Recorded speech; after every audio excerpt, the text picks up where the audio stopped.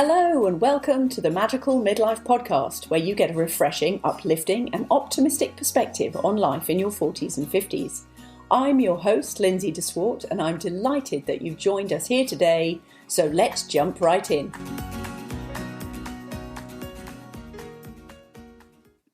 Good morning, and welcome to the Magical Midlife Podcast. I'm so delighted to have you back here again. So this is Lindsay, I'm your host. And today, my very special guest is Kreed Revere. And Kreed and I have met through the podcasting journey. So Kreed also hosts her own podcast, all about estrangement. So we're going to hear all about that. But I'm delighted to welcome you, Kreed, today. So welcome. And please, can I hand it over to you to introduce yourself? Well, hi, Lindsay. Thank you for having me today. I am Kreed, and I do host a podcast called The Estranged Heart.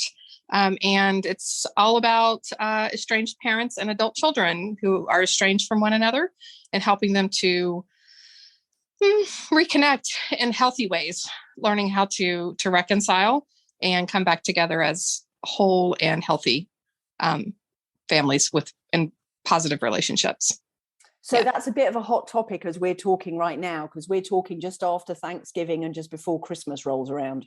That's correct. Yes. Okay. So you're probably a very busy lady right now. Very busy. Very. Yes. It's a tough. The holidays are super, super challenging when it comes to estrangement. For the parents, it's not having their children with them through the holidays. And, for the adult children, it's knowing that there's a piece of their family that's missing, while they may be with their immediate family, spouses and their own smaller children, their parents are missing. And so it's just it's a hard time. It's a struggle. It's a real struggle time of year. Absolutely.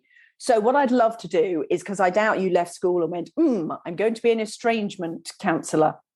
So if it's okay with you, I would love to wind back and find out more about you and your story. Sure. Yeah, I came to estrangement. It was a long journey to get here. Fair enough. It's been 30 cents. So I grew up in Florida. I'm the oldest of two children, and I'm currently living in Seattle, Washington. And how I got here was just kind of a very unique story. Gosh, my story goes back to the late 90s when I became a police officer. I had been working public service and public safety arena for a number of years, went into the police academy, became a police officer. And I mention this because it plays a big role in my estrangement experience, as well as some things that led up to that. So I was a police officer.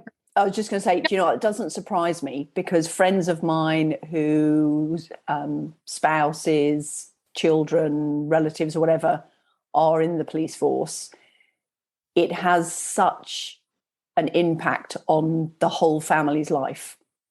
Absolutely. Yeah. Absolutely. So tell us more.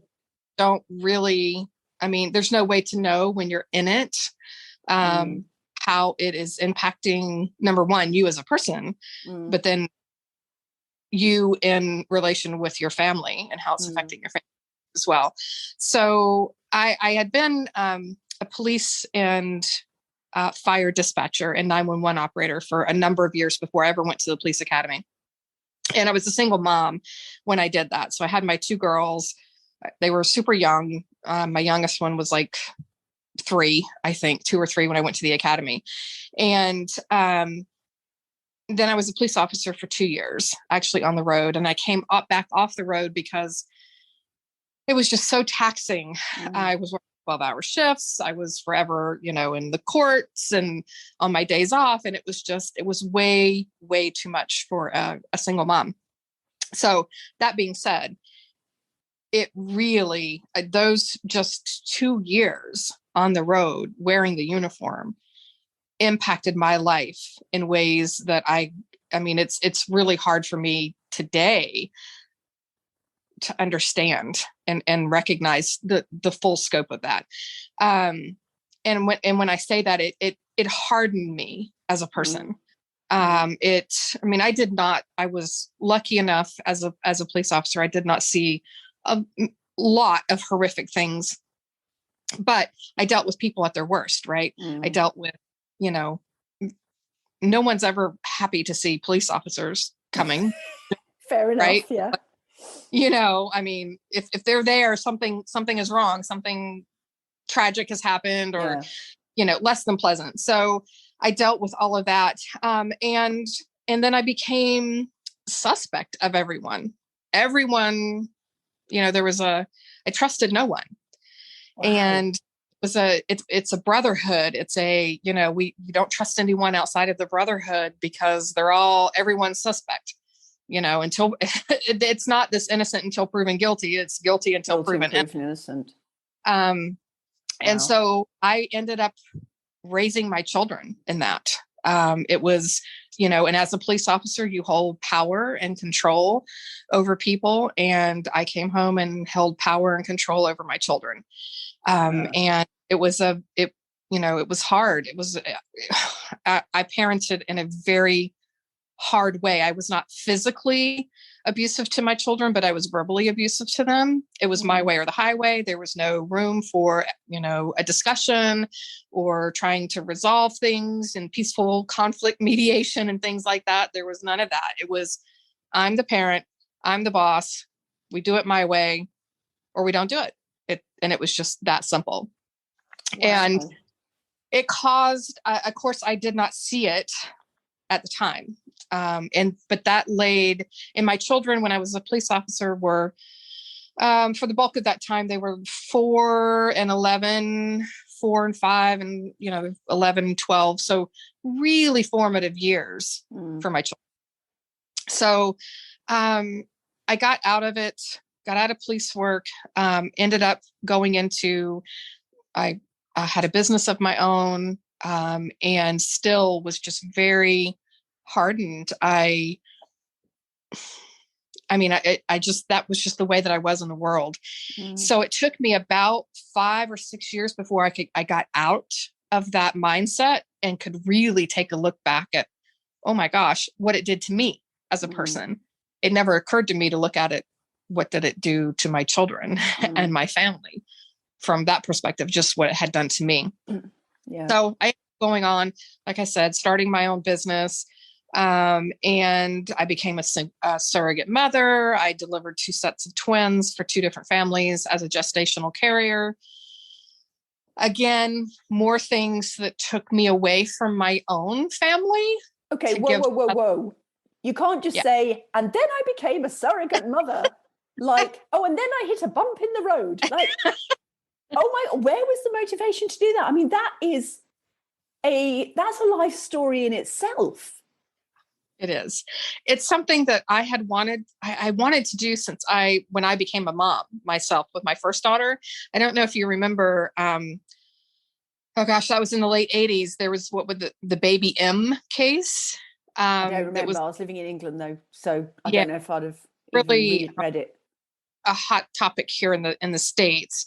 And it was a traditional surrogate mom. So it was her egg and the father's sperm. And anyway, there was a custody battle, and this poor child was, torn between these 2 families fighting over her. And I just I kept saying to myself, there has to be a better way.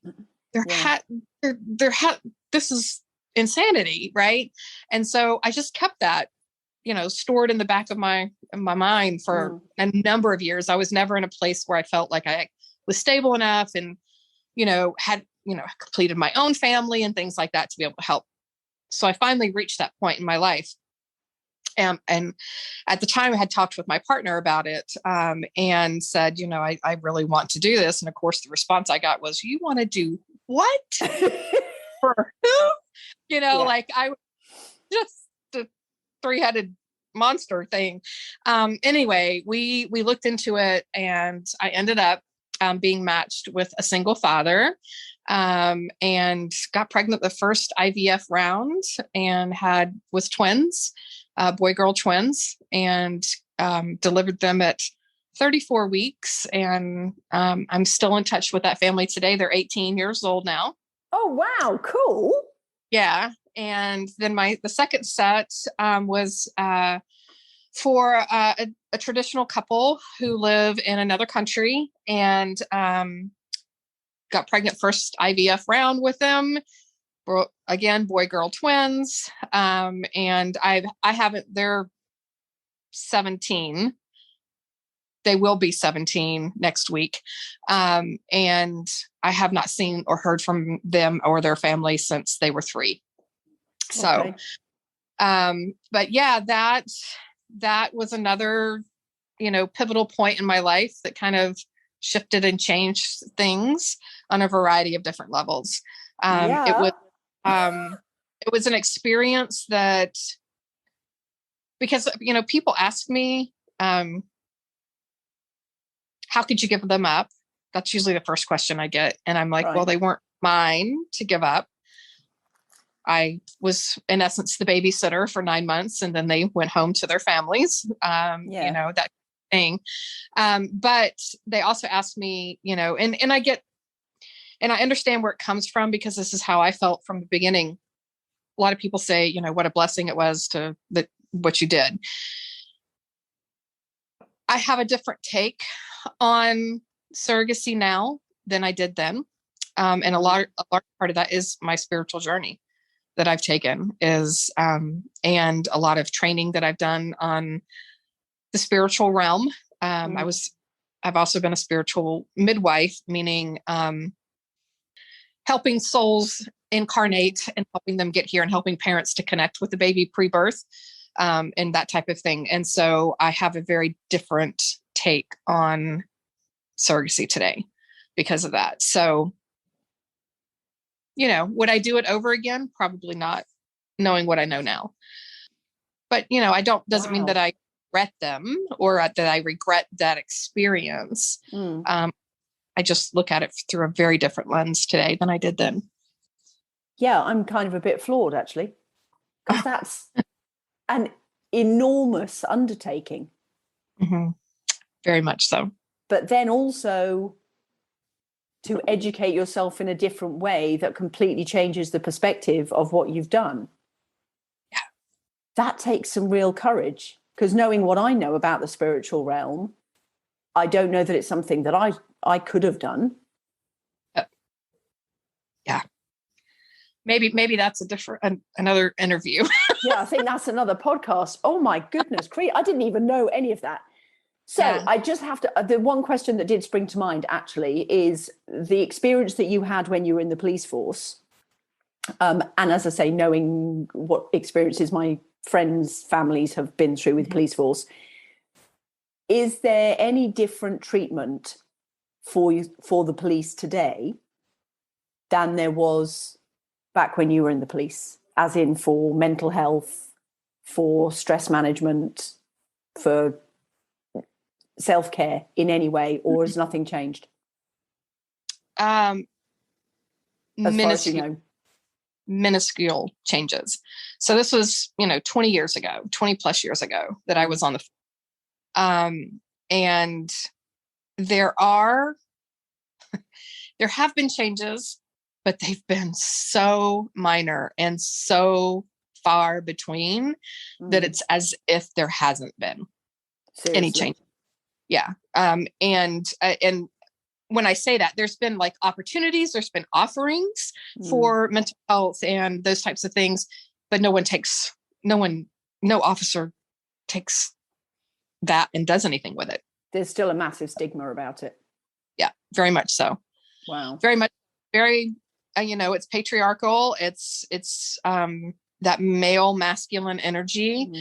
And it's all about force and action and all of that, and anything that is not that is seen and perceived as weak, and we cannot have that as a police officer. Which is why, again, I came back and parented my kids that way, right? Like there was no room for from a feminine aspect, there was no room for receiving and calm and being present in the world. It was action oriented all the time, all day long. And my action, not yours.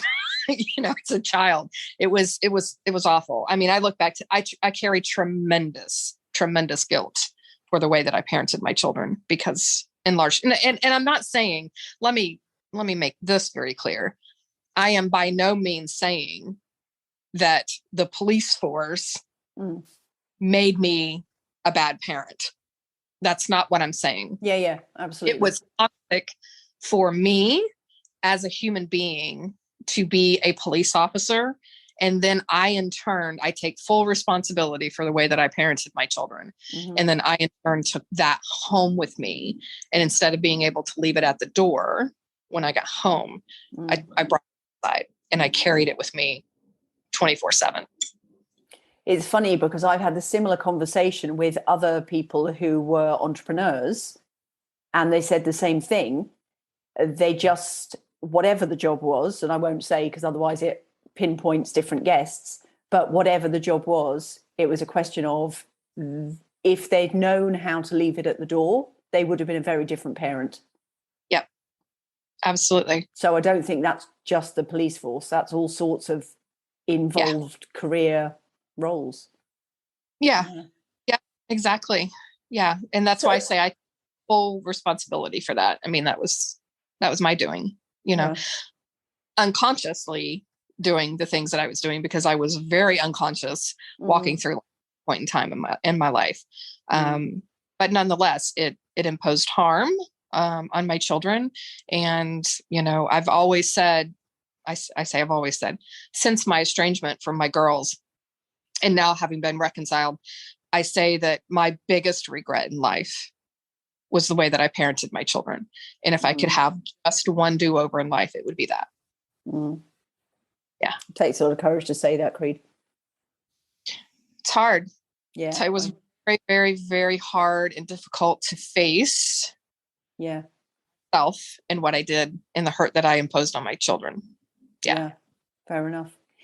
So coming sort of further ahead, so you raised your children and you were in the police force, and then you were a surrogate mum twice.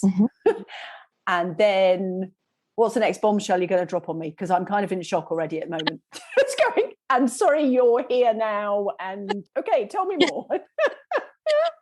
Oh my gosh. About 6 years after my last surrogate birth, my partner of 10 years had an affair, not once, not twice, but 3 times with the same person, and then left our relationship. And at the end of that relationship, I lost, obviously, the relationship, lost the house, lost the job, just everything under the sun. It was, and all of this happened, it all kind of coalesced. It was very interesting because everyone kept telling me, I was in my late 30s, and everyone kept saying, oh my gosh, your 40s are going to be like the best decade of your life. And I was like, so excited, my gosh, I can't wait for this decade. And my youngest one is going to graduate high school. And then my partner and I get to go and do life and be free. And I was just so excited about my 40s. And then our 10-year anniversary was in January. And I turned 40 in April. And my partner left the end of March. So in between the 10-year anniversary and my 40th birthday, my life upended and just fell apart, just disintegrated. And so I was like, well, if this is any indication to how my 40s is going to go, all of you are liars. I was just like, yeah, I don't want a ticket to this ride. Cannot possibly be the best decade of my life. So my daughter and I came out. I had wanted to move to the Pacific Northwest out here in the States. But my plan, my hope was that my partner and I were going to do that when my youngest daughter graduated high school, was when that was done, she was off to college, we were going to move. So when, 3.5 years before that, life falls apart. I had one friend here out in Seattle, and she said, everything under the sun has fallen apart in your world, in your life. You want to move out here anyway. Why not just move up the timeline? And I thought, oh, I can't move. She's in high school. It's like, what am I going to, but then I was like, what am I going to do? I don't have a job. I'm losing the house. Like, what do I do? And so I talked with her, my daughter, and just because of the ending of that, my relationship just devastated me. And so my daughter was like, I'll do whatever you want to do if it'll make you stop crying. Like, that's that. And so I made the decision the end of February of 2010, and we landed in Seattle in the end of April. So in 2 months, I sold everything I had except what would fit in the car. And she and I drove 5 days from Florida out to Seattle, and started life anew. And again, we had nothing but what we had could fit in the car. So just our very personal effects and things like that, and started over. And we've been out here 11 years. And it's only been within the last 2 years that life for me has started to feel good again. And like that. And so my entire 40s was one breakdown after another. I mean, just literally coming apart at the seams. The ending of that relationship, relocating. I was born and raised in Florida, had never lived anywhere else in my life, had done very little traveling. And so relocating to a state where I knew one person was life altering. It was as if to me that I had moved to a different country, because there's vast differences between Central Florida, where I was from, and Seattle, Washington, like vastly different. And so we struggled. My daughter struggled in school. I struggled in life. I also learned, and this is where I really stepped into about 2012. We got out here in 2010. In 2012, I really stepped into my working on myself spiritually. And a lot of that was just different contacts and people I had made through work out here and things like that. Really delved into spirituality, and all sorts of different like religions and faiths. And, it was evolutionary growth for me over that decade. And life fell apart in 2016. And both of my girls, at that point in time, my oldest daughter had then moved out here with us as well. They both estranged from me in 2016. And I thought that the ending of my relationship after 10 years was significant and life altering. And it didn't hold a candle to the estrangement experience that I went through with my girls. So that I was estranged from them for 1 year for the youngest one and 2 years with the oldest one, where I had very little contact with them, and what contact I had was not very pleasant. And so I was literally, and all my friends left when I went through the estrangement. So I was literally like, that was like my dark night of the soul. Like I had no one. I mean, I was forced into spiritually. I call God spirit to me, but that was God taking me and saying, it's time, wake up. So I was going to say, what was the wake up? What did you have to do? What did you start out doing? Because when you're forced to do something different, it's quite remarkable at what people try or what extremes people go to. So, yeah, how did you turn around? Where did you start? Well, at the time of my estrangement, I was in therapy, although for different reasons. Right. And so when the estrangement happened, I shifted gears in therapy, I was like, I don't understand this. I don't, I was furious with my children. I was like, how dare they do this? How dare they leave me? And all of this type of energy that I had going on in my world. And it's the blame and shame game. Exactly. And it was in therapy where my therapist is a Jungian therapist, so Carl Jung, and working with archetypes and things like that. And she really helped me and gave me room to be curious about all of my emotions that came up, however big or small that they were, that type of thing. And that was the pivotal point. I mean, I had to, I knew that if I were to ever be involved in my girls' lives again, I had to make some changes. But I didn't know how. I didn't think in the beginning, I certainly didn't think I needed to. I was like, what? There's nothing wrong with me. What is it? This is your, grow up, get a life. That's where most people start, isn't it? When your life is falling apart. Yeah. The last place most people look is at themselves. Absolutely. Yeah. It's never your fault. Never my fault. It's got to be yours. Yeah. Absolutely. It's got to be the job. It's got to be the family. It's got to be the community. It's whatever it is, but it's not them. Yeah. And that's why I believe, so now just kind of jumping ahead a little bit, to me, the estrangement experience that I had was the biggest gift in my life. The biggest gift. Wow. And it was forced upon me by my children in a way that was so perceived, so unbelievably cruel and mean. And, it was awful. It was absolutely, utterly gut-wrenching awful. And they're the only people you could get that lesson from. Right.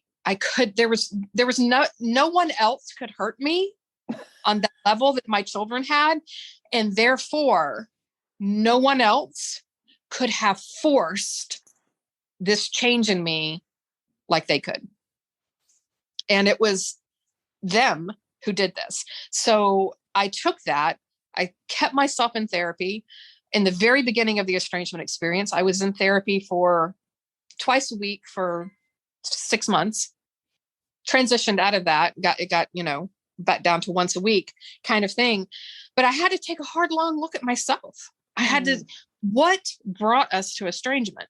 What got us to this place? And if you look at a relationship, these children did not, they have a relationship with me. A relationship takes two people. They can't have a relationship by themselves. So there were parts of all of us that played into this. And so I had to look at what was happening.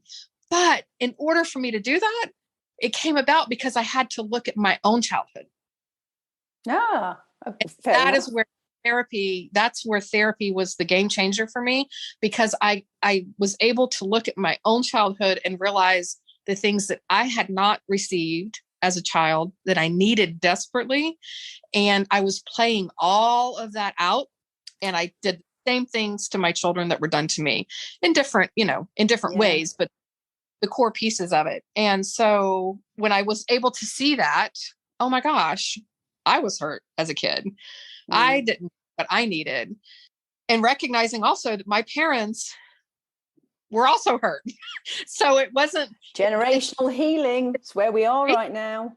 Exactly. And so by doing all of this, the estrangement experience brought me to a place where I could forgive my own parents.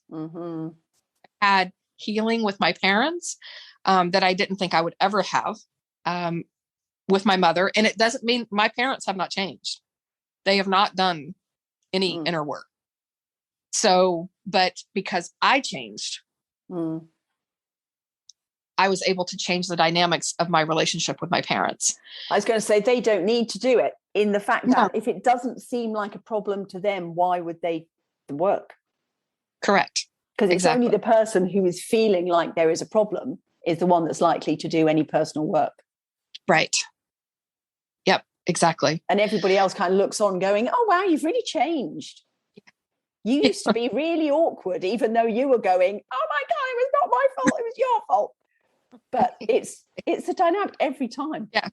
Yep. Exactly. And people see me today. It's almost as if it's what is so interesting to me is that like my life is divided into two parts. My life pre-Washington State and after, like, because there was just such a dynamic shift in my 40s. And when I got out here, that changed my life forever. So people who knew me when I was in Florida look at me today, and there are many of them that are like, oh, she's just faking it. This is not the real her, because, the real her is this one. Right. And then there are people out here in Seattle that look at me and they go, you used to be like, what? Like, no way. You could never have been that person. Right. Like it's such a vast difference between who I was and who I am. And because of all of that inner work, all of that spiritual work that I did in my 40s, and now life is looking really, really, really good again. It's so funny because I remember reading an article ages ago, and it was saying something like, 7 signs that you've had your spiritual awakening or whatever. I think 7, 10, whatever, it doesn't matter. But one of them was definitely you've had a major location change because you needed to. Yep. There's no way. I am a firm believer. There is no way I could have done the work that I've done out here living in Florida. It could not have happened. Yeah. I don't think I could have done my path. I had to be where I was. Everything I ever knew from, everything I knew about life, there was just this paradigm shift when I got out here on so many levels, so many different levels, just the types of people that are out here and the belief systems and culture and things like that out here compared to Florida, but also the significant life events that happened to me out here. Right. Had I gone through the estrangement experience and still lived in Florida and my kids were still in Florida, we would have, I do not believe that we would be speaking today. Absolutely don't. Yeah. Because I would not have gone through the changes that I've gone through. Yeah. It's funny how the location change is such a metaphor for literally taking, the universe taking you by the shoulders, the universe, spirit, God, whatever you want to say, taking you by the shoulders and just shaking you to the core. In order to really look at what the heck is going on. Because all of a sudden, if you're somewhere new and you're on your own, you are naked, you are vulnerable. And quite frankly, you have to see the world differently because you cannot carry on.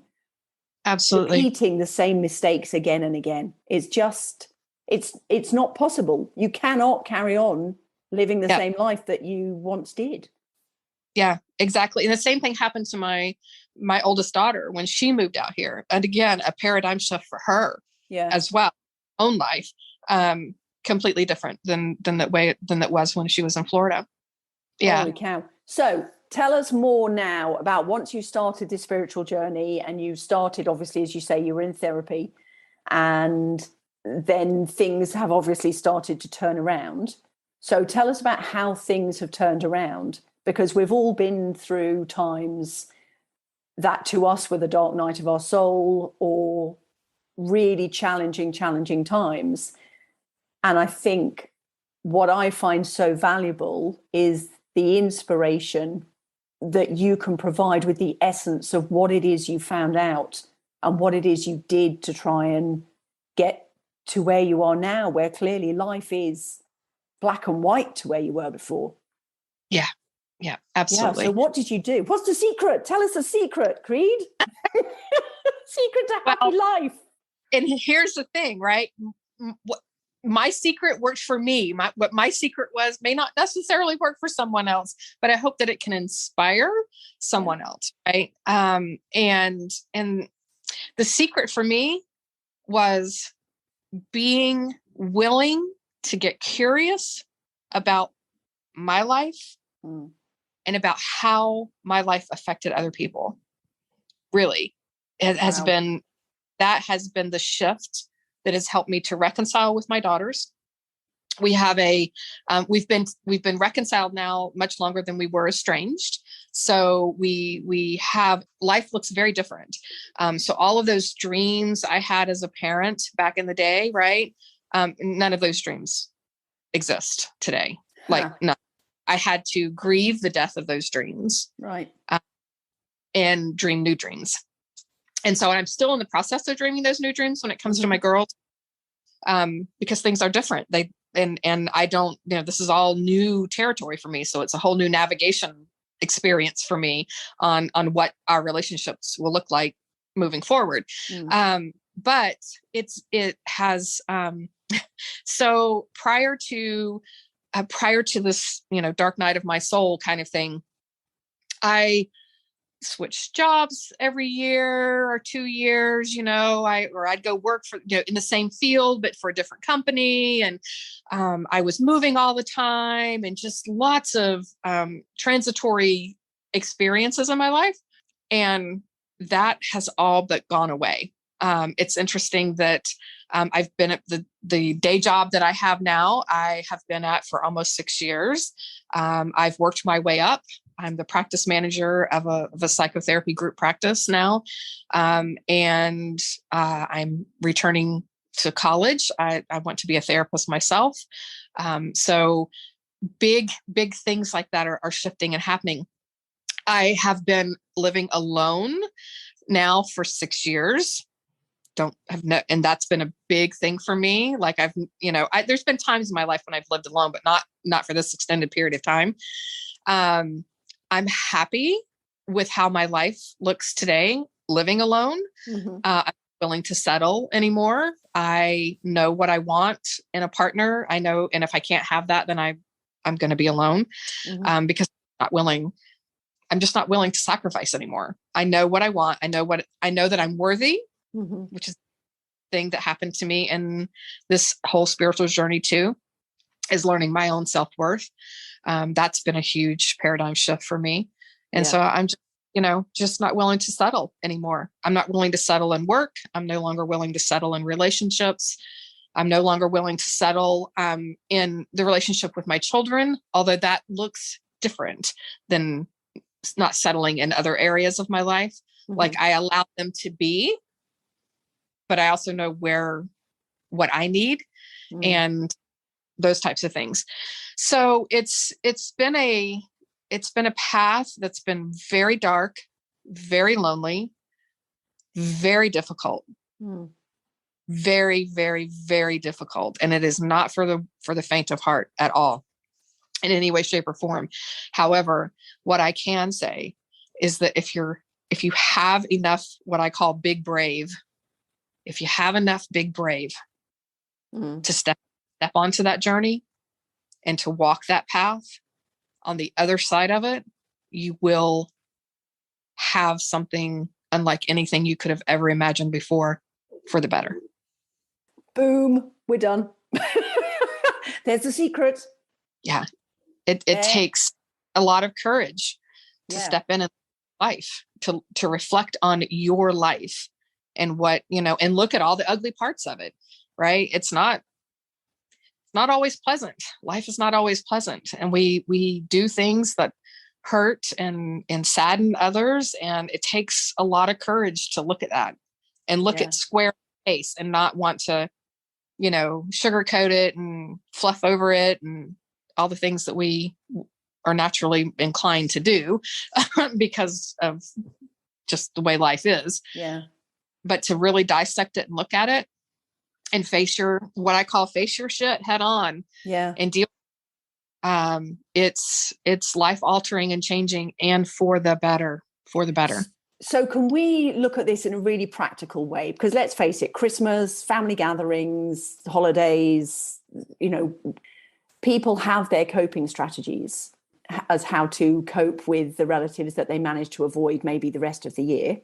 Right. Or when there are too many in the house all at the same time, everybody starts their bad habits and, their old habits that you thought they'd have grown out of by now. So one of the things obviously people do is they throw themselves into too much drink, too much food, or whatever. What are the more positive ways that they could that you would advise people to cope with the holiday season? I think for me, a big part of it is preparation and knowing. So in preparing, okay, I'm going to so-and-so's house for this family event, and placing parameters around that. So Uncle Joe's going to be there and I don't get along with Uncle Joe, or Uncle Joe drinks too much, or whatever the case may be. I know this ahead of time. Mm-hmm. How do I want to respond to him if he approaches me, if he says this, and if he does what he's always done at every family event and things like that? Setting up an exit strategy. So I always, even today, when I go to see my girls, I drive my car. Mm-hmm. Yeah. And that if things get a little antsy and I'm starting to feel uncomfortable, I know that I can exit, I can leave, and to not feel guilty about that. I think it's super, super, super important to honor yourself and knowing that you can step out of it. Going to be uncomfortable if you've not it before, but it's essential. But that preparation of how will I respond? What are some things that I can say or do? Is there another part of the house I can go to remove myself from this particular situation? Things like that. And then also check in with support from others. Is there anyone else in the family that you can say, hey, if I give you such and such a signal, then things are getting too intense for me and I need to step back. I need to exit. I need your support, things along those lines, I think is super helpful as well. And also just understanding that this is out of 365 days in a year. Mm-hmm. This is 1 or 2 days or 3 days or a week or, out of the grand scheme of things. This won't last forever, right? Keeping in mind that this will not last forever. There is an end to this, and that you can step out of that. That's what works for me. I have to plan and prepare. And then I give myself grace. If I do have to exit, and I have had to do that, there's been a couple of times with my girls that I've been at one's house and I can feel the anxiety coming up and feel the anxiousness. And I just say, I'm going to go ahead and head out for the day. Thank you for having me. Love you. Got to go. I get in my car. I start to drive, and then I fall apart. And I give myself the grace to say that's okay.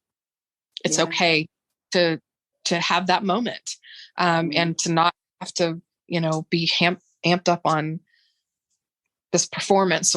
I've got to be this way or that way to be okay with things. It's okay to it's hard.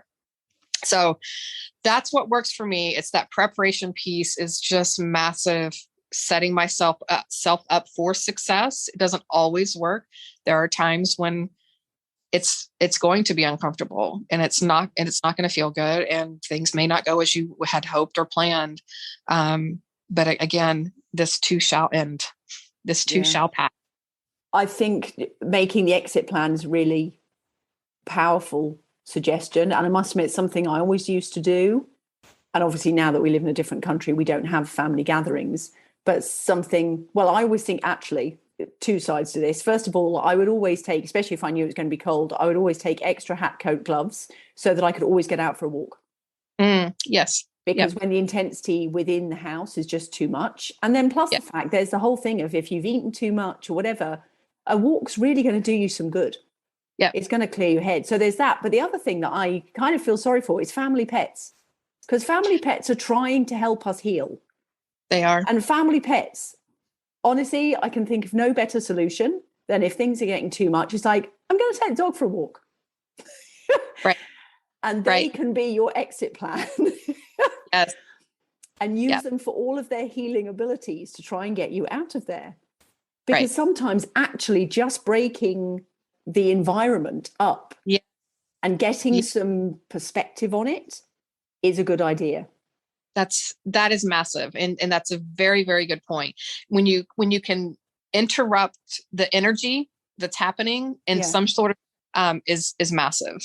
Yeah, absolutely. Right, Kreed, I'm conscious of time, especially because as we do go into the holiday season, things do seem to, everybody tries to cram more into their regular time slots than they normally do. So how can people find you if they want to find out more, if they want to hear your estrangement podcast, because you're sharing stories, because nobody is alone in going through family struggles. It's just how extreme they get. So how can people find you, and how can they find your podcast, Kreed? Yeah, absolutely. The podcast is The Estranged Heart, and it's on all the major platforms. So on Apple and Spotify, Google Podcast, and on Anchor. And I can be reached via email at theestrangedheart@gmail.com. And I'm also on Instagram, again, at The Estranged Heart, as well. Direct messages, private messages. I'm on Facebook as well. So happy to talk with anyone at any time, any way that I can. Fantastic. And I have to say, your Instagram does look absolutely beautiful, every single post. Thank you. Thank you for that. So I know you work at that, and it is stunning. It's beautiful. I would like to thank you so much for this. I don't think I've ever said less in an interview, actually, because I'm just kind of in awe at what you've achieved and how hard you've been tested, actually, how much you've been tested. So in another conversation, I would love to have the whole conversation about, and what was your sole contract in all of this?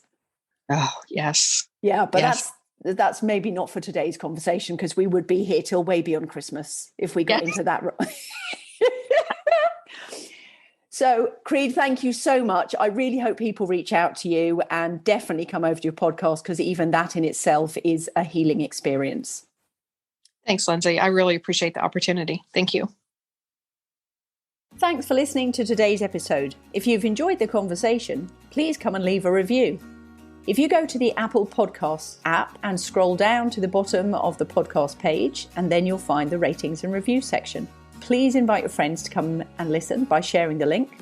And you can join the conversation and let me know who you'd like to hear interviewed and what topics you'd like discussed over at Facebook on the Magical Midlife group. You can also find me on Instagram at Lindsay de Swart, where the conversation will also continue. I can't wait to see you on the next episode. And once again, keep living your magical midlife.